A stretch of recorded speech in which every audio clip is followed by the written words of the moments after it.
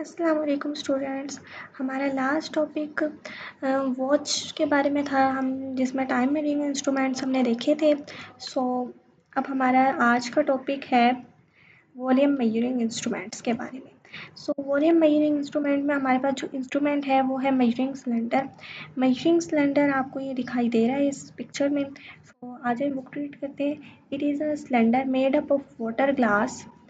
ये जो है ना, ये सिलेंडर है जो ग्लास से बना हुआ होता है एंड ट्रांसपेरेंट प्लास्टिक, और ये ट्रांसपेरेंट प्लास्टिक से भी बना हुआ होता है with a scale divided in cubic centimetre. और इस पे जो ये स्केल्स है ना, इसको क्यूबिक सेंटीमीटर और मिलीमीटर में इस पे मार्क किए जाते हैं। It is use to find the volume of liquid. ये किसी भी इससे जो है ना, हम किसी भी लिक्विड का वॉल्यूम फाइंड कर सकते हैं एंड नॉन डिजॉल्व सॉलिड, और उन सॉलिड्स का वॉल्यूम फाइंड कर सकते हैं जो पानी में डिजॉल्व नहीं होते, यानी पानी में मिक्स नहीं होते। The level of liquids in the cylinder is marked to find the volume. जो लिक्विड का जो है, the level of liquid in cylinder, जो मतलब अब ये लेवल है ना इसका, इसके ज़रिए हम किसी भी लिक्विड का हम वॉल्यूम फाइंड कर सकते हैं। In order to read the volume correctly, अगर हम इसको जो है ना रीड सही से रीड करें तो अगर हम इसे गलत रीड ना करें, फॉर एग्जांपल आपके पास ये पिक्चर में नज़र आ रहा है, ये पानी है जो लिक्विड है, यहाँ से ये इतना है। अगर आप इसे सही रीड करना चाहते हैं तो read it correctly. The cylinder must be placed horizontal surface, यानी कि आपको उसके बिल्कुल सामने से देखना होगा।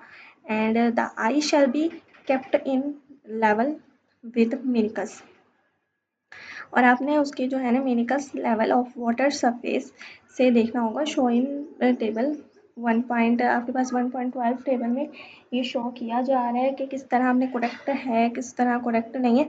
हमने पीछे भी ज़ीरो एरर नहीं, इसके बारे में पढ़ा था। सो स्टूडेंट्स, अब आपको पता चल ही गया होगा कि आपने इसको किस तरह देखना है।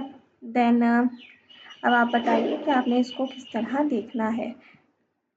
ये देखें, आपने सामने से देखना है। अगर आप इसको ऊपर से देखेंगे या फिर नीचे से देखेंगे तो ये रॉन्ग हो जाएगा। ओके, देन अब हमारे पास है मेनिकस। So what is मेनिकस? मेनिकस होता है, आपने अक्सर चीज़ों में देखा होगा कि पानी साइड से थोड़ा ऊंचा होता है और बीच में से नीचे होता है। फॉर एग्जांपल ये एक शेप ली है, इसके मुताबिक आप ये देखें, ये साइडों से ऊपर होता है और बीच में से नीचे होता है। सो इस तरह मेनिकस, अगर आपके पास इस तरह का कोई इशू आ जाए तो आप क्या करेंगे? हम बुक क्रिएट करते हैं।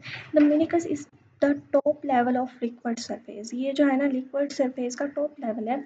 Water in cylinder curve downward, जो है जो वाटर किसी भी चीज़ में वाटर है वो डाउनवर्ड कर्व जो डाउनवर्ड यानी साइडों से ऊपर होता है। And its surface is called concave surface, और इसके सरफेस को हम कनकेव सरफेस कहते हैं। And the reading is taken corresponding to the bottom edge of the surface। हमने जो है ना उसके बॉटम से, यानी कि उसके बिल्कुल बीच से, हम अगर फॉर एग्जांपल पानी इस तरह है तो हम उसकी रीडिंग उसके बिल्कुल यहाँ बॉटम से लेंगे। सो अगर हम इस तरह इसकी बॉटम से रीडिंग लें तो ये हमारे पास यहाँ तक आती है। एक सेकेंड, हम इस शेप को ख़त्म करते हैं। मतलब कि ये जो है ना इससे थोड़ा सा नीचे, यानी कि 25, 26, 27 आती है। यहाँ 27.5 हो जाएगा और यहाँ 27 आपके पास इसकी 27 मिलीमीटर आपके पास उसकी जो है ना इस पानी की रीडिंग आएगी।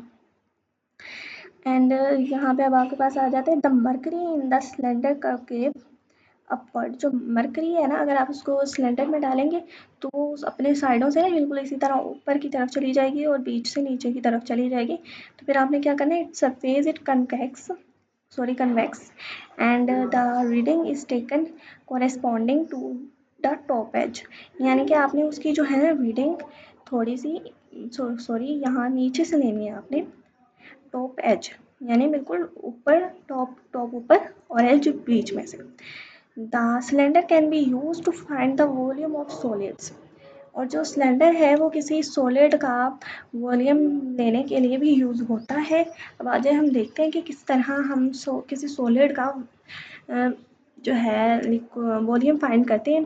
सबसे पहले हम बुक रीड कर लेते हैं। If the body does not fit into the measuring cylinder, for example आपके पास कोई पत्थर है या कोई ऐसी चीज़ जो पानी में डिसॉल्व नहीं हो सकती, यानी अब चीनी आप पानी में डालेंगे वो तो पानी में मिक्स हो जाएगी ना, वो चीज़ें जो पानी में मिक्स नहीं होती, अगर वो इस सिलेंडर में नहीं आ रही, फॉर एग्जाम्पल आपने उसका वॉल्यूम फाइंड करना है, तो आप वो इस सिलेंडर में नहीं आ रही, तो आप क्या करेंगे, देन एन ओवरफ्लो कैन और displacement can of wide opening is used as show in figure 1.13। तो आप एक क्या लेंगे, डिस्प्लेसमेंट कैन लेंगे। ये देखें यहाँ पे लिखा हुआ है प्लेस अ डिस्प्लेसमेंट कैन। ये जो है आपके पास ये कैन है ना, इसको आप डिस्प्लेसमेंट कैन कहते हैं। ओके, ये कैन आपके पास डिस्प्लेसमेंट कैन है। Can on the horizontal table, आप इसे हॉरिजेंटल टेबल पर रखेंगे, मतलब इससे थोड़ा ऊपर रखेंगे। pour water in it until it started overflowing.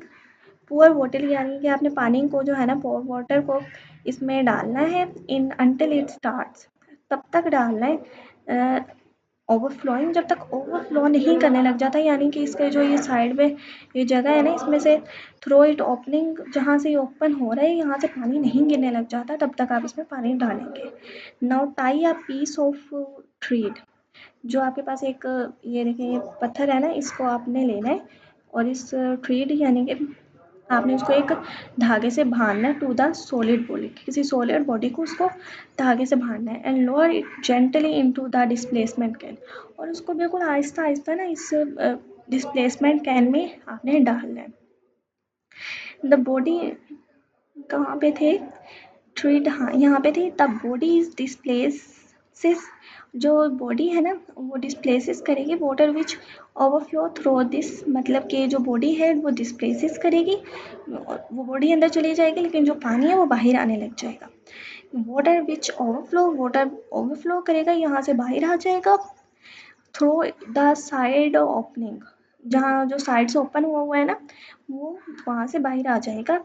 Then the water और liquid is collected in baker and it volume, जो आपका पानी है ना लिक्विड है वो कलेक्ट हो जाएगा इन बेकर, ये आपके पास वो बेकर कह रहे हैं इसको, वो इस बेकर में कलेक्ट हो जाएगा।